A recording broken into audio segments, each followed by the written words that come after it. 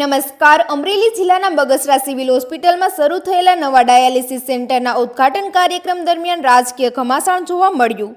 જિલ્લા ભાજપ પ્રમુખ અતુલ કાનાણીના હસ્તે ઉદ્ઘાટન કરવાના નિર્ણયનો આમ આદમી પાર્ટીએ ઉગ્ર વિરોધ નોંધાવ્યો. વિરોધ બાદ આખરે દર્દીના હાથે ડાયાલિસિસ સેન્ટરનું ઉદ્ઘાટન કરવામાં આવ્યું. આપ પાર્ટીએ આરોપ લગાવ્યો છે કે ચૂંટાયેલા જનપ્રતિનિધિઓને કાર્યક્રમથી દૂર રાખીને માત્ર સત્તાધારી પક્ષના નેતાઓને પ્રાધાન્ય આપવામાં આવ્યું છે. સમગ્ર ઘટનાને લઈને બંને પક્ષોએ પોતાના પક્ષ રજૂ કર્યા. વધુ સમાચાર માટે જોડાયેલા રહો આરપી ગુજરાત ન્યૂઝ રાજકોટ. રમેશ સતાસિયા, હું બગસરા તાલુકા પંચાયતનો પ્રમુખ તરીકેની જવાબદારી નિભાવું છું. આજે બગસરા સિવિલમાં ડાયાલિસિસનું મશીનનું લોકાર્પણ હતું અને એ લોકાર્પણમાં કોઈ એક પાર્ટીને એટલે ભારતીય જનતા પાર્ટીના બધા કાર્યકર્તાઓને આમંત્રણ આપવામાં આવ્યું અને એના હાથે જ ઉદ્ઘાટન કરવામાં આવ્યું. ત્યારે અમે એમને જાણ કરી સરકારશ્રીને અને ડૉક્ટરોને કે આ સુવિધા છે એ સરકારશ્રીએ આપેલી છે, કોઈ પાર્ટી ફંડમાંથી આવેલું નથી. તો આમાં કોઈ પાર્ટી એક પાર્ટીને ન્યાય મળે અને બીજી પાર્ટીને અન્યાય થાય એવું ન હોવું જોઈએ. આમાં આમ આદમી પાર્ટી હોય, કોંગ્રેસ હોય કે ભાજપ હોય, બધાને આમંત્રણ મળવું જોઈએ. અને અમે ચૂંટાયેલા છીએ, લોકપ્રતિનિધિ છીએ, એમને પણ આમંત્રણ ન મળ્યું અને ફક્ત ને ફક્ત ભાજપના જ તમામ મળતિયાઓને જ આમંત્રણ આપી અને આનું લોકાર્પણ કરે એમ હતા. એમના માટે અમે ડૉક્ટરને અને તમામ પદાધિકારીઓ અને અધિકારીઓને જાણ કરવા માટે આવેલા હતા.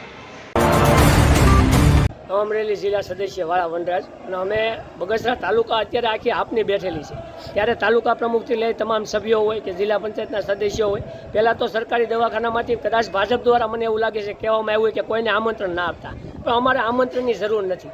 અમે માન સન્માનના કોઈ એવા ભૂખ્યા વ્યક્તિ નથી, પરંતુ અમને કામ કરવા માટે અમે લોકો માટે રાતથી તત્પરીએ છીએ. ત્યારે આજરોજ બગસરા સરકારી હોસ્પિટલ ખાતે ડાયાલિસિસ સેન્ટરનું ઉદ્ઘાટન હોય ત્યારે ખરેખર એ નિયમને પાત્ર કે જો સરકારી કોઈ પણ વસ્તુનું ઉદ્ઘાટન થઈ રહ્યું હોય ત્યારે ખરેખર એની રિબિન સરકારી વ્યક્તિ દ્વારા, સરકારી અધિકારી દ્વારા અથવા તો કોઈ દર્દી દ્વારા તો પણ એ અમને સારું રહેશે. એના બદલે કોઈ આ તો જાણે કેમ કે ભાજપની કાર્યાલયથી સરકારી હોસ્પિટલ બની હોય તેમ તેના અતુલભાઈ કાનાણી ધારીથી તેમના પ્રદેશ કાર્યાલયથી હુકમ આવે ને આવી જાય, તો આ અમે માન્ય ન રાખવી તે માટે અમે વિરોધ પ્રદર્શન દર્શાવેલ છે.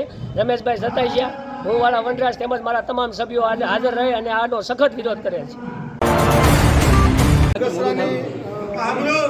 હોસ્પિટલનું નિર્માણ થઈ ગયું હતું, પરંતુ ડાયાલિસિસ સેન્ટરનું ચાલુ થવામાં થોડોક વિલંબ થયો હતો. કોઈને કોઈ કારણસર નવા યુનિટની ફાળવણીમાં થોડોક સમય લાગ્યો છે, પરંતુ આજે બગસરા હોસ્પિટલને 2 યુનિટ ડાયાલિસિસના સરકાર તરફથી પ્રાપ્ત થયા છે.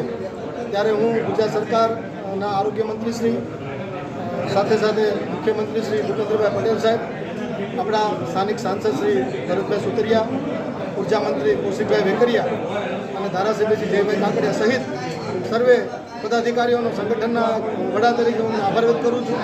બગસરાની જનતા માટે સુવિધા માટે ખૂબ સારી આરોગ્ય સુવિધા બગસરાની જનતાને પ્રાપ્ત થશે અને અહીંના દર્દીઓને, જરૂરિયાતમંદ દર્દીઓને અમરેલી સુધી કે રાજકોટ સુધી લાંબુ નહીં થવું પડે.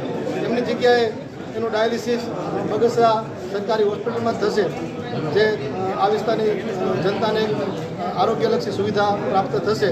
તે બદલ હું ફરી વખત ગુજરાત સરકારશ્રીનો ખૂબ ખૂબ આભાર વ્યક્ત કરું છું. ખાસ કરીને જે આ સરકારી કાર્યક્રમો છે સરકારના માણસો દ્વારા થાય, ત્યારે જિલ્લા ભાજપ તરીકે તમે અત્યારે હતા અને તમારો વિરોધ કરવાનો શું કહેશો? આમ આદમી પાર્ટી દ્વારા શું કહેશો? વિરોધ પક્ષોને વિરોધ કરવાનો જ હોય છે.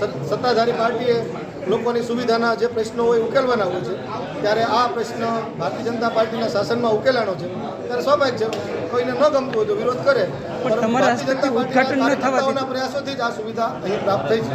અમને ખાસ કરીને તમારા હસ્તક ઉદ્ઘાટન ન થયું એના વિશે શું કહેશો? ઉદ્ઘાટન મારા હાથે હતું જ નહીં. ટેમ્પલેટ જે છપાણું નગરપાલિકાના પ્રમુખનું નામ છે. નહીં ઉદ્ઘાટનમાં તો હોઈ શકે. નગરપાલિકાના ચૂંટાયેલા પ્રતિનિધિ તરીકે નગરપાલિકાના પ્રમુખ હતા અને સ્થાનિક અમારા આગેવાનો હતા. ધારાસભ્યશ્રી બહાર છે, નગરથી પણ હાજર રહેવાના હતા.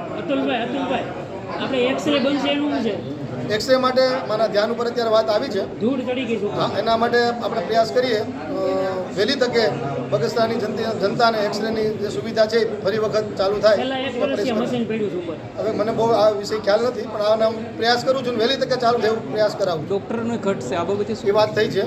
અગાઉ અમે 7 તારીખે મુખ્યમંત્રીશ્રીને રૂબરૂ મળ્યા હતા અમરેલી જિલ્લામાં જેટલા ડૉક્ટરોની ઘટ છે એમનું લિસ્ટ પણ મેં મુખ્યમંત્રીશ્રીને આપ્યું હતું અને વહેલી તકે આ ડૉક્ટરોની નિમણૂક થાય એના માટે અમે સૌ સાથે મળીને પ્રયાસ કરી રહ્યા છીએ.